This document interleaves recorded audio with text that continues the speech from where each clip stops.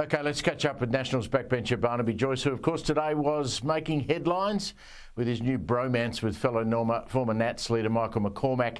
And this private members bill wanting a debate, well, more than that, Barnaby wants net zero, us signing up to it, dumped. Barnaby, thanks for your time. I know it's been a really busy day. You called, I think, net zero the head of the net zero serpent. Can you explain to me what you meant by that? Yep. Well, Steve, and good evening, listeners. What we've got in Australia is, you've seen it tonight on your stable TCV, and is this Australia? People just charging over people's farms, $12,000 fine. I think they mentioned if you dare to sort of stop someone intruding into your own land. We're seeing people pushed out of their houses because they can't afford their power bill, living in cars. That is actually really happening. We're seeing the desecration of the landscape with wind towers and solar panels, euphemistically called farms. They always put that weaselly nomenclature in it. They're not farms. They're intermittent power precincts, and they're not renewable. They're future landfill from obsolescence that'll just rot in a paddock for most of it. And what we're doing to this nation, even on the ABC the other night, they were talking about basically the massive diminution of our manufacturing capacity, the deindustrialisation of Australia. And we've got China breathing down our neck, and we're trying to do everything in our power to make ourselves powerless. So what is the source of this? And the head of the serpent is net zero, a lunatic policy, complete lunacy, that somehow in that building there's an action that can be taken at the dispatch box which will get rid of droughts and cyclones and stop animals going extinct and warm and cool the ocean, and it'll do everything. Change the temperature of the globe, change all that up there, just because Chris Bones says so.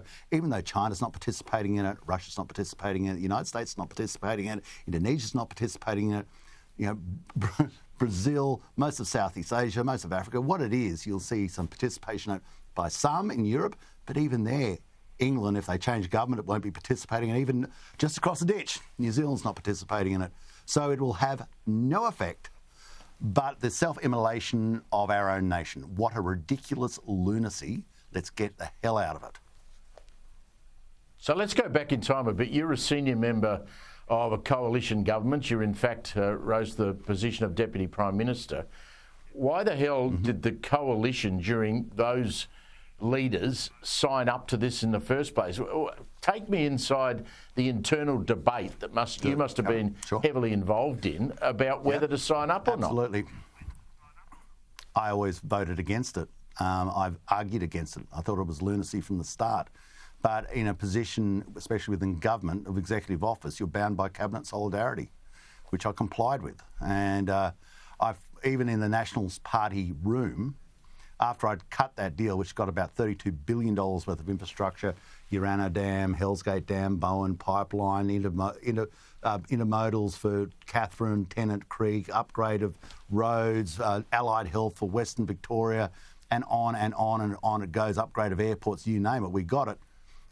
After I'd cut that deal, I went back to the room and I said, look, you'll have to have a vote. I voted against it, and which was splendidly put in the paper by one of my colleagues.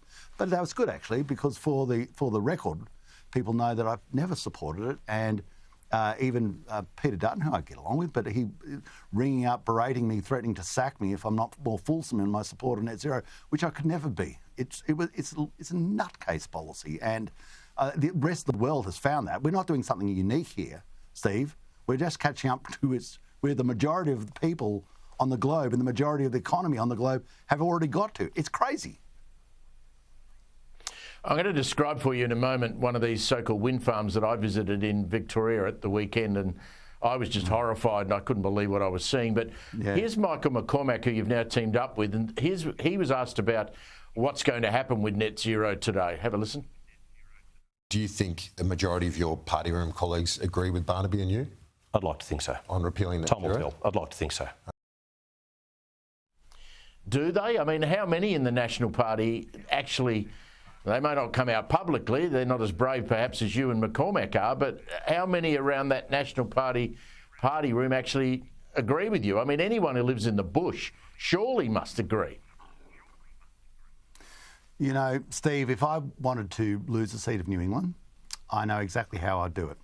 I'd go back to the people of New England and say, I believe in intermittent power and we should have more intermittent power rolled out. And I would go from one of the safest seats in Australia to stacking shelves at Bunnings in one fell swoop. We have now seen at a party level. Remember, the National Party of New South Wales has as policy from its last conference to get rid of net zero. The CLP in the Northern Territory has a policy to get rid of net zero. The Liberal Party in South Australia has a policy at the party level, the members level, to get rid of net zero. The Canning branch of the Liberal Party in Western Australia has passed a motion to get rid of net zero. The Wide Bay branch of the LNP in Queensland has passed a motion to get rid of net zero. We are following on this one. We are following the members and we are following the street. We are not leading. And, I think that for myself, Michael, and many others, for God's sake, this is not about me. It is basically catching up to where other people want us to be. See, at the start, Steve, they thought that net zero was this, innocuous thing and it sounds good and the kids like it. And, just do it. And then they've come out and went, what the hell is this? What are you doing to us? And they go, no, stop. And that's what we've got to do. So David Littleproud, the head of the National Party, he says that he's committed to net zero. The coalition split earlier this year. Was the net zero question ever part of the negotiations to get back together and could have been a deal breaker? I mean, if David Littleproud had said to Susan Lee, nah, we're out of net zero, would she have walked away from the coalition agreement, do you think? It would have been a different scenario, but it wasn't about net zero. But, that always concerns me because if someone said, what's the biggest issue around? I said, hey, net zero. Because it's, that's the one. You can't say, I believe in net zero, but I don't want the transmission lines. I believe in net zero, but I don't want the swindle factories, the solar panels and the wind towers. I believe in net zero, but, I'm really worried about power prices. You can't do it. Like, if you want to help the pensioners, you're going to go to choice. You can believe in the Paris Agreement or you can believe in pensioners and lower power prices. You can't have both. And I'm going to go with the pensioners and reduced power prices. And that's not unique because that's where the rest of the world's gone. And that's where I honestly believe the majority of the people are. And even if they're not, I think the job of us in this building is to clearly and cogently provide the facts and enunciate the policy in such a form as you take them with them. We did that on The Voice. We've done it before with the carbon tax, the ETS. It's happened multiple times. I've been down this path multiple times. And you've got to sit back and look at it and go, is it right or is it wrong? Is it good for our nation? Is it bad for our nation? And it's wrong. Well, the global warming argument is a cult, as we know. Now, I was in regional Victoria at the weekend. The anger around wind turbines in the front bar of the pubs I was in was palpable. Transmission lines is an even bigger argument. So I went to a place called Rokewood. Now, that's Victoria's biggest wind factory. There's 120 turbines there surrounding a little town of 200 people. And seeing these things up close was absolutely frightening. I mean, yes, you've got to see them. And I don't think the people are all going, oh, these are wonderful things, have actually ever seen one. And they're not beautiful. It's changing your whole landscape into an industrial landscape of future obsolescence. They're statues to obsolescence. These things run out of juice. They basically, in 10 to 15 years' time, they have to be pulled down. And even the Labor Party ombudsman a couple of years ago now said that the cost of the decommissioning of one with structural imperfections, which you'd have after 10 to 15 years, $1.6 million. Now, which cocky round then is going to have $1.6 million per tower? Well, they won't have. So guess what happens? They fall over. After a period of time, just rust and paddock. And so you're going to have land with sort of negative value. You've got the transmission lines and this new form of virulent socialism. Like, Steve, I'm going to come onto your place if you dare stop me. There's an up to $12,000 fine. I'm coming with security guards and the police. Watch out, Steve, because if you stand in my way, I'm going to arrest you. I'm going to put planes over your place, Steve. I'm watching you. Is that Australia? Is that what we've become? Would you accept that in Mossman? Would you accept that in St Kilda? Of course you wouldn't. So why do the people out of the regions have to accept it? Do you know what you're doing to us? Well, they shouldn't have to. They shouldn't have to accept it. I mean, the other tricky thing is language. I mean, they call this thing at Rokewood the Golden Plains wind farm. Now, it's all these nice names. Don't you love the that they suggest. nomenclature? I mean, seriously. Yeah. Farms, Golden plains. Renewables. Golden. Seriously. Oh, go away. That's how these swindlers work.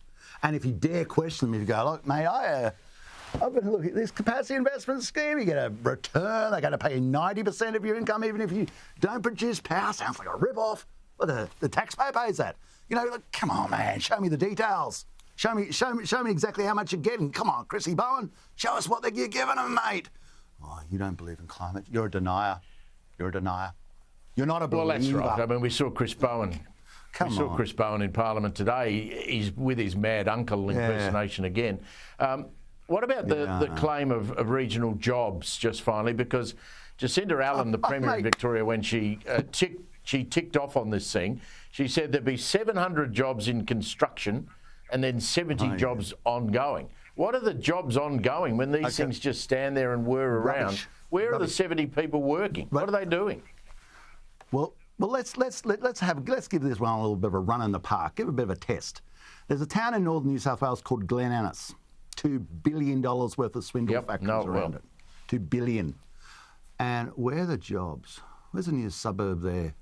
Well, there's a couple of people, probably general maintenance. Mate, they're fly in, fly out. If you talk about the coal industry, I can tell you about Billawheeler, Gunnedah, Singleton, Cessnock, Muswellbrook, Port of Gladstone, Port of Newcastle. I can show you the jobs. But we're told about all these jobs in the renewable industry. So where's the renewable town? Where's the town with all the renewable jobs? Look, I can take you to a car park at Bayswater Power Station. Packed. Lots of people making good money. But, I've gone past the swindle factories, the swindle fields and the solar panels and the wind house. They don't even have a car park. Well, but these jobs, I mean... No, there was no one there when I was there. Of course they're not. No one was there when I was there. No one was there when I was there. It's all part of this rubbish. It's all part of this, all these renewable jobs. And you go, I don't know. I live out in the country where they all are, and I don't know anybody who's got one of these renewable jobs. I know there's fly-in, fly-out contractors. They turn up and live in Dongaville. All the dongers parked out, and they all live in them, and then they, come in and they go out. But there's no permanent jobs. Maybe one or two, a handful, possibly. Yeah, mowing the lawn around the base. So, finally, what happens with the private members bill now, do you believe? Okay. I think we're going to... I think the Labor Party will let it be debated. I think, I don't... What's driving that? I hope it's, the proper reasons, but there's probably some politics in there as well. I think certainly the interest, and you saw that today, it's like, you can throw matches at logs and nothing ever happens. And one day, kaboom, and that's what happens in politics. It's there. And the Australian people want this debated. They want it debated, and they want to see where we are. They want to see where we stand. And I think they're right. And I think that is going to happen. And it's a debate that we just got to have. And if you're not, you're going to go back to those people who you were talking to, Steve, in Victoria, and they'll say, what did they do in that building? He said, not much, mate. They just hid it under the carpet, went on to the next thing. And that's when people say, I'm really over politics, I'm over politicians, I'm over the party system the way it is. I want an alternative. It's not working for me. That's what they think. Barnaby Joyce, thanks for your time tonight. Appreciate it. Absolute pleasure, Steve.